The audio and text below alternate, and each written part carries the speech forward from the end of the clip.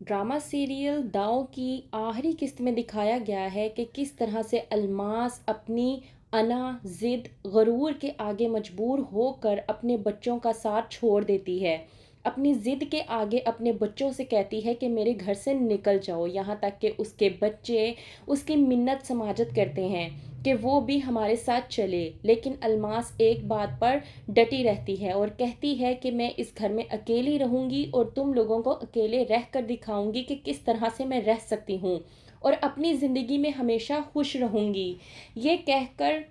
نکال دیتی ہے وہ سب لوگوں کو اپنے گھر سے۔ اس کے بعد عاصم نیہا اور امبر کو لے کر اپنے ساتھ باہر کے ملک میں چلا جاتا ہے جاب کرنے کے لیے۔ الماس پوری طرح سے اکیلی پڑ جاتی ہے، اپنے گھر کے تمام تر معاملات وہ اکیلی دیکھتی ہے، یہاں تک کہ وہ بعد میں یہ سوچتی ہے کہ اس نے شاید یہ ٹھیک نہیں کیا اپنی ہی اولاد کو خود سے دور کر کے۔ وہیں پر دوسری طرف آلیان سنبل کی زندگی سنور جاتی ہے، لیکن آبدہ بھی آتی ہے آلیان سے معافی مانگنے کے لیے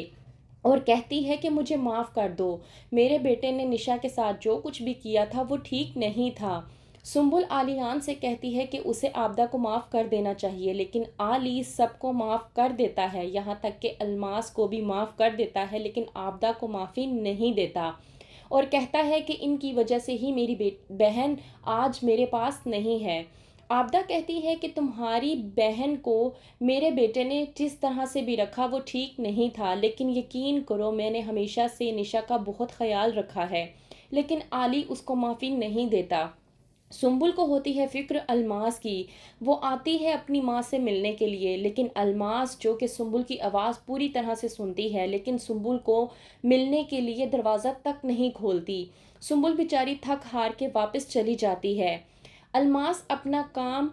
محلے والے لوگوں سے کرواتی ہے، لیکن جب 2-4 دن تک الماس کی آواز نہیں آتی، الماس گھر سے باہر نہیں نکلتی تو محلے والے پریشان ہو جاتے ہیں اور پریشانی کے عالم میں گھر کا دروازہ توڑ کر گھر میں داخل ہوتے ہیں یہ دیکھنے کے لیے کہ آخر کار الماس ٹھیک ہے بھی یا نہیں،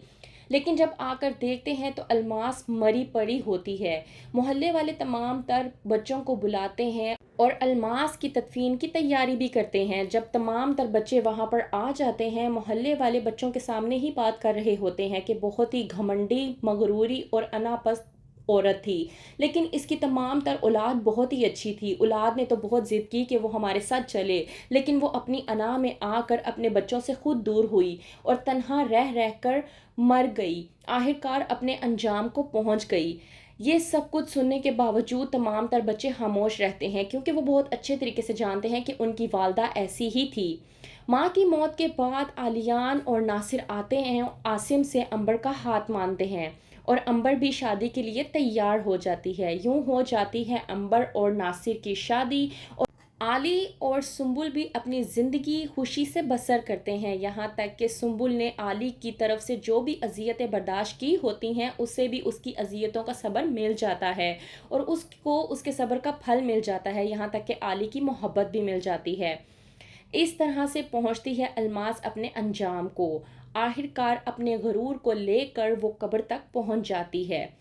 یہ ہوتا ہے اینڈ داؤ کا۔ آپ لوگوں کو ڈرامے کا اینڈ ایسا لگا ہمیں کمنٹس کے ذریعے ضرور بتائیں، اور ویڈیو پسند آئی ہے تو ضرور لائک کریں، شیئر کریں، چینل پر نیو ہیں تو سبسکرائب ضرور کیجئے تاکہ آئندہ آنے والی لیٹسٹ اپڈیٹ اسی طرح آپ کو ہمارے ذریعے ملتی رہیں۔ شکریہ۔